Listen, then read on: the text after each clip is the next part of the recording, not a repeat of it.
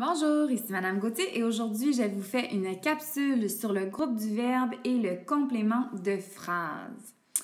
Alors, je vais te faire un petit rappel puisque la semaine passée nous avons vu le sujet et le verbe qui sont deux métiers dans la phrase. Mais il n'y a pas seulement le sujet et le verbe qui sont des métiers, il y en a plusieurs et c'est ce qu'on voit. On voit les autres. Aujourd'hui, on va voir les principaux métiers qu'on peut trouver dans la phrase. Alors, pour le sujet et le verbe, lorsqu'on te demande de trouver le sujet et le verbe dans une phrase, on commence toujours par trouver notre verbe en premier. Alors, ici, j'ai l'exemple « Demain, mon ami Thomas mangera des fruits ». Alors, j'essaie de trouver un petit mot d'action que je peux reconnaître dans ma phrase et, pour être certain, je vais l'encadrer des petits mots « ne pas ». Et si ça marche, c'est bien mon verbe. Alors, si par exemple, j'ai un doute et je crois peut-être que c'est ami, alors je vais essayer. Demain, mon ne ami pas Thomas mangera des fruits. Ah, non, ça marche pas.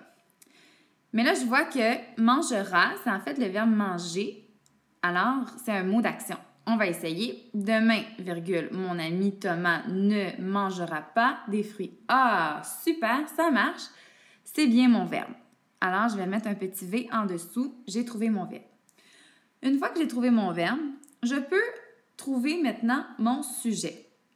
Mon sujet, on se rappelle qu'on le trouve en posant la question « Qui est-ce qui ?» devant le verbe et tout le reste de ta phrase. Alors, si je place ma question, ça ferait « Qui est-ce qui mangera des fruits? » Alors, qui est-ce qui mangera des fruits?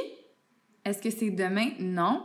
Est-ce que c'est mon ami Thomas? Oui. Alors, ici, je peux l'encadrer de parenthèses et mettre un petit S pour dire que j'ai trouvé mon sujet. Une fois que j'ai trouvé mon sujet, je dois le remplacer par un des pronoms de conjugaison. Je, tu, il, nous, vous, il et elle au pluriel. Alors, ici, j'ai seulement un ami. C'est un garçon. Alors, je vais l'en remplacer par le pronom « il ». Et là, j'essaie. Demain, il mangera des fruits. Ça marche, tout va bien. Alors, j'ai trouvé mon sujet et mon verbe. Ce sont deux métiers dans la phrase. Par contre, mon verbe n'est pas un métier tout seul, en fait. C'est le groupe du verbe qui est un métier. Alors, des fois, il va être tout seul. Ce groupe-là, ça va être seulement le verbe. Mais des fois, il vient avec autre chose. Comment je fais pour savoir où est mon groupe du verbe? En fait, c'est sûr et certain que mon verbe fait partie de mon groupe du verbe. Alors ça, on est certain que mon verbe est dans mon groupe. OK? Pour savoir si j'ai d'autres mots qui vont dans mon groupe du verbe, c'est très simple. En fait, tu dois poser une question après ton verbe. Tu dois poser soit la question « quoi » ou la question « qui ». OK? Alors, j'essaie. Alors, mon verbe, c'est « mangera », donc j'essaie de voir. Demain, mon ami Thomas mangera qui? J'ai pas de réponse. Il va pas manger une personne. Si je pose l'autre question, demain, virgule, mon ami Thomas mangera quoi? Ah, il va manger des fruits. Alors, ici, j'ai la réponse à ma question. Donc, tout ça fait partie de mon groupe du verbe. Donc, mangera des fruits est mon groupe du verbe parce que quand j'ai posé la question « quoi » après mon verbe, j'ai eu une réponse. Donc, ça fait partie de mon groupe du verbe. OK? Donc, j'ai trouvé mon sujet.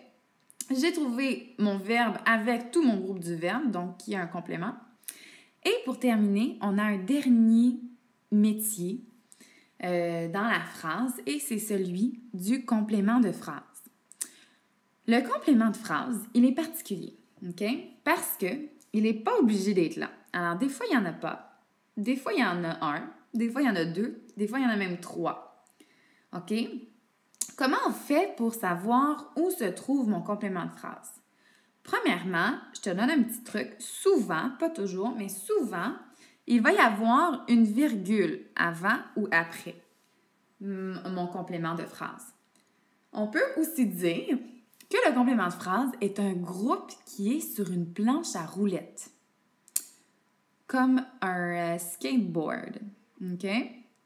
Alors, ce que ça veut dire, ça, c'est que mon groupe complément de phrase est un groupe qui se déplace. Alors, qui peut changer de place dans ma phrase et sans que ça défasse toute ma phrase, sans que ça garde le sens de ta phrase. OK? Donc, souvent, il y a une virgule, mais des fois, il n'y a pas de virgule, mais on peut le déplacer comme sur une planche à roulettes. Ici, là, j'ai trouvé mon sujet, mon verbe, mais il me reste un petit mot. OK? Alors, je vais vérifier si demain est mon complément de phrase. En plus, il y a une virgule. Alors, comment je vérifie? Le regarde, il est au début de ma phrase. Je vais essayer de le mettre à la fin de ma phrase et je vais voir si ça fait encore du sens. Alors, j'essaie. Mon ami Thomas mangera des fruits demain. Est-ce que ça a gardé le même sens que de ma phrase? Bien sûr, ça marche. Donc, nous avons trouvé notre complément de phrase. Alors, j'ai trouvé mon sujet, mon verbe, j'ai trouvé en fait le groupe du verbe, donc ce qui va avec mon verbe, et j'ai aussi trouvé mon complément de phrase. Okay? On se rappelle que le complément de phrase n'est pas obligé d'être là. Ce qui est obligé d'être là, c'est le sujet et le verbe. Alors, ça, c'est les 3 groupes de base que j'ai dans la phrase. Ça va t'aider à structurer tes phrases en écriture. Alors voilà, j'espère que ça t'a aidé et puis on se revoit bientôt. Bye!